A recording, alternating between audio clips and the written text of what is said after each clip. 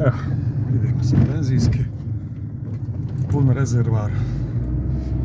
$25 otprilike.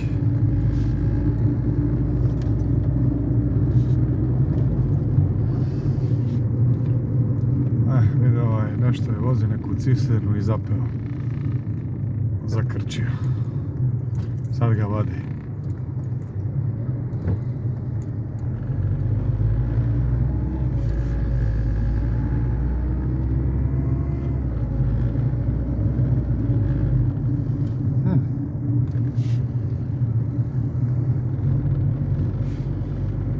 Ne može smotat. Oh man.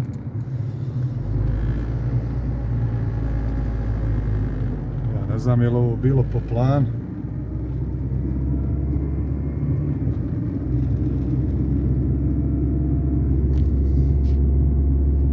Nemam pojma šta je ovo.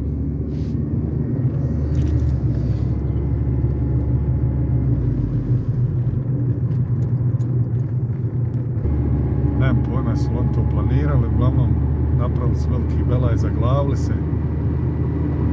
Tako da najvjerojatnije ova desna traka, odnosno lijeva, iako je s desne strane, bit će zablokirana dugo vremena. Čao.